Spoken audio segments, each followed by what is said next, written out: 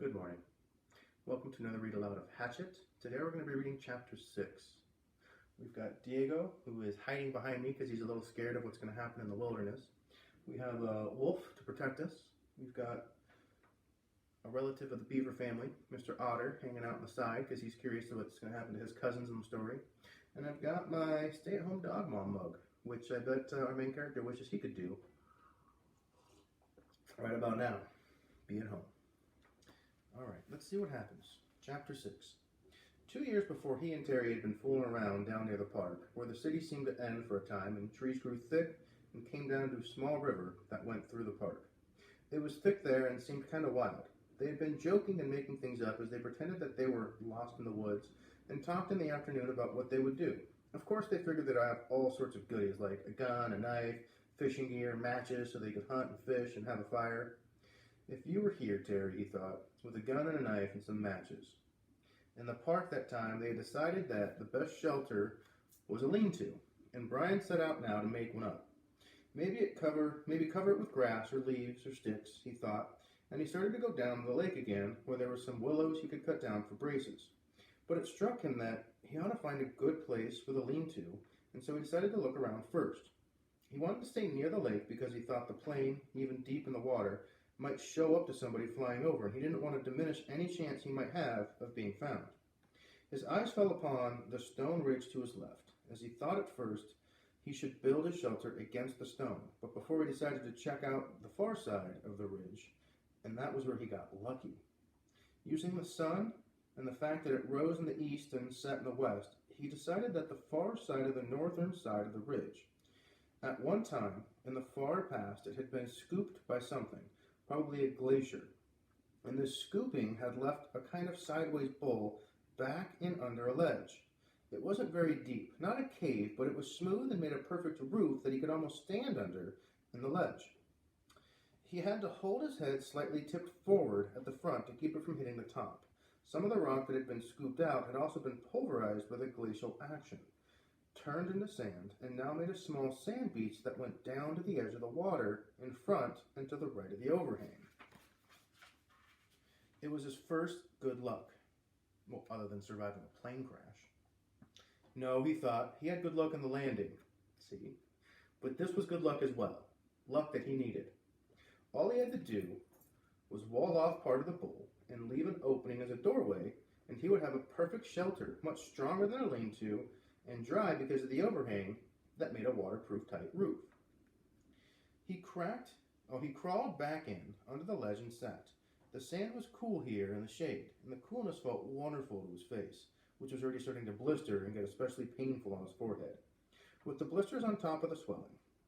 He was also still very weak. Just the walk around the back of the ridge and the slight climb over the top had left his legs rubbery.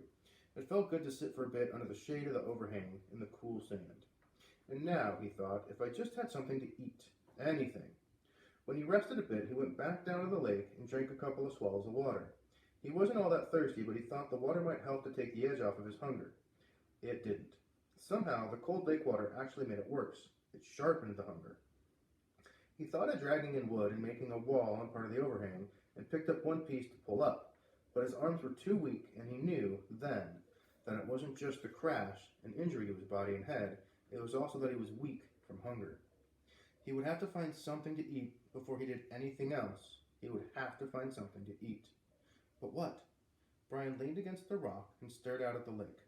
What in all of this was there to eat? He was so used to having food just there, just always being there. When he was hungry, he went to the icebox or to the store, sat down to a meal that his mother had cooked. Oh, he thought, remembering a meal now. Oh. It was last Thanksgiving, last year, the last Thanksgiving they had as a family, before his mother demanded the divorce and his father moved out in the following January. Brian already knew the secret, but did not know it would cause them to break up, and thought it might work out. The secret that his father still did not know, but that he would try to tell him, at least when he saw him. The meal had been turkey, and they cooked it in the backyard in the barbecue over charcoal with the lid down tight. His father had put hickory chips on the charcoal, and the smell of the cooking turkey and the hickory smoke had filled the yard. When his father took the lid off, smiling, The smell that came out was unbelievable, and when they sat to eat, the meat was so wet and juicy and rich, had the taste of the smoke in it. He had to stop this. His mouth was full of saliva and his stomach was twisting and growling. What was there to eat? What he read or seen on TV that told him food in the wilderness. Hadn't it been something? A show, yes, a show on television about Air Force pilots and some kind of course they took, a survival course. All right, he had the show coming into his thoughts now. The pilots had to live in the desert. They put them in the desert, down in Arizona or someplace, and they had to live for a week. They had to find food and water for a full week. For water, they made a sheet of plastic and dew-gathering device. For food, they ate lizards. That was it, of course. Brian had lots of water, and there weren't too many lizards in the Canadian woods that he knew. One of the pilots had used a watched crystal as a magnifying glass to focus the sun and start a fire so they didn't have to eat the lizards raw. But Brian had a digital watch without a crystal. Broken watch at that. So the show didn't help him much. Wait, there was one thing.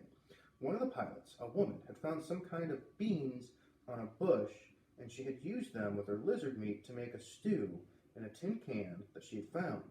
Bean lizard stew. There weren't any beans here, but there must be berries. There had to be berry bushes around. That's what everybody always said. Well, he hadn't actually heard anybody say it, but he felt that it should be true. There must be berry bushes somewhere. Well, that's where you got to be careful. Not all berries are edible. Some are poisonous. He stood and moved out in the sand and looked up at the sun. It was still high. He didn't know what time it must be. At home, it would be 1 or 2 if the sun were that high. At home, at 1 or 2, his mother would be putting away the lunch dishes and getting ready for her exercise class. Now that would have been yesterday. Today, she would have been going to see him. Today was Thursday, and she always went to see him on Thursdays. Wednesdays was the exercise class, and Thursdays she went to see him. Hot little jets of hate worked into his thoughts, pushed once, moved back. If his mother hadn't begun to see him and forced the divorce, Brian wouldn't be here now. He shook his head, had to stop that kind of thinking. The sun was still high, and that meant that he had some time before darkness to find berries.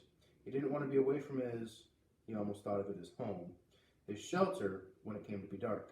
He didn't want to be anywhere in the woods when it came to be dark, and he didn't want to get lost, which was a real problem. All he knew in the world was the lake in front of him, and the hill at his back, and the ridge. If he lost sight of them, there was a real good chance that he would get turned around and not find his way back. So he had to go look for berry bushes, but he had to keep the lake or the rock ridge in sight at all times. He looked up at the lake shore to the north. For a good distance, perhaps 200 yards, it was fairly clear. There were tall pines, the kind with no limbs until very close to the top, with a gentle breeze sighing in them, but not too much low bush.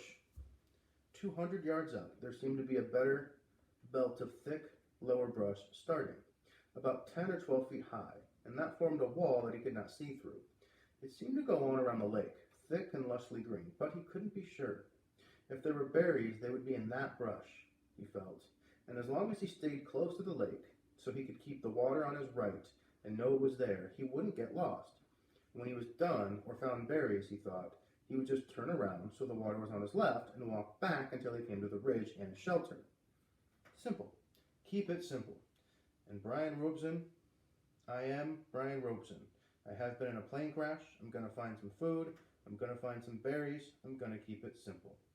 He walked slowly, still a bit pained in his joints and weak from hunger. Up along the side of the lake he walked. The trees were full of birds singing ahead of him in the sun. Some he knew, some he didn't. He saw a robin and some kind of sparrow and a flock of reddish-orange birds with thick beaks. 20 or 30 of them were sitting in one of the pines. They made much noise and flew away ahead of him when he walked under the tree. He watched them fly, their color a bright slash and solid green, and in this way he found the berries. The birds landed in some taller willow type of undergrowth with the wide leaves and started jumping and making noise. At first he was too far away to see what they were doing, but their color drew him and he moved toward them, keeping the lake in sight on his right. And when he got closer, he saw that they were eating the berries. He could not believe it was that easy. It was as if the birds had taken him right to the berries. The slender branches went up about 20 feet and were heavy, drooping with clusters of berries, bright red berries. They were half as big as grapes, but they hung in bunches, much like grapes, and when Brian saw them, glistening red in the sunlight, he almost yelled. I know. You want some berries? You gonna go find some berries? Alright, Deagle's on the hunt for food. He's hungry. His pace quickened, and he was in them in moments, scattering the birds, grabbing branches, stripping them to fill his mouth with berries. He almost spit them out. It wasn't that they were bitter so much as they lacked any sweetness. They had a tart flavor that left his mouth feeling dry. And they were like cherries in that they had large pits, which made them hard to chew. But there was so much hunger on him, such an emptiness that he could not stop. He kept stripping branches and eating berries by the handful, grabbing and jamming them into his mouth and swallowing the pits and the berries and all. He could not stop, and when at last his stomach was full, he was still hungry. 2 days without food must have shrunken his stomach, but the drive of hunger was still there. Thinking of the birds and how they would come back into the berries when he left, he made a carrying pouch of his torn windbreaker and kept picking. Finally, when he judged that he had close to 4 pounds in his jacket, he stopped and went back to his camp by the ridge. Now, he thought, now I have some food and I can do something about fixing this place up. He glanced at the sun and saw that he had some time before dark. If only I had matches, he thought, looking ruefully at the beach and lakeside. There was driftwood everywhere, not to mention dead and dry wood all over the hill and dead and dry branches hanging from every tree, all firewood, but no matches. How did they use to do it, he thought, rub 2 sticks together? He tucked the berries in the pouch back. He tucked the berries that were in the pouch back in under the overhang in the cool shade and found a couple of sticks.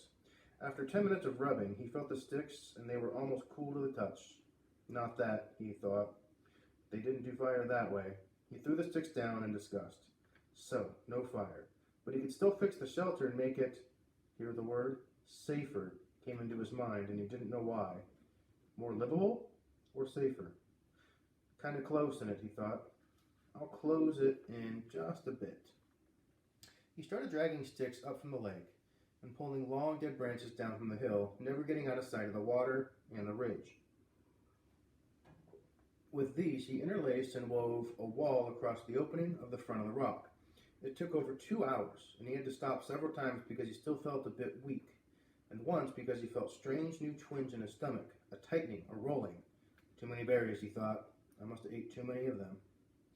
But it was gone soon, and he kept working until the entire front of the overhang was covered, save for a small opening at the right end, nearest the lake. The doorway was about 3 feet, and when he went in, he found himself in a room almost 15 feet long and 8 to 10 feet deep, with the rock wall sloping down at the rear. Awesome, he said. This is really good. Outside, the sun was going down, finally, and in the initial coolness, the mosquitoes came out again and clouded on him. They were thick, terrible, if not quite as bad in the morning, and he kept brushing them off his arms until he couldn't stand it, and then he dumped the berries and put the torn windbreaker on. At least the sleeves covered his arms. Wrapped in the jacket, with darkness coming down, fast now, he crawled back in under the rock and huddled and tried to sleep. He was deeply tired and still aching, but sleep was slow coming and did not finally settle in until the evening cool turned to night cool and the mosquitoes slowed. Then at last, with his stomach turning on the berries, Brian went to sleep. And that's where chapter 6 ends. So he's found some food and he's made some shelter. But his stomach is starting to turn, either because the berries are not agreeing with his system, or maybe they're just a little too rich because he hasn't eaten in 2 days. We'll find out tomorrow what happens when he wakes up. I'll see you then.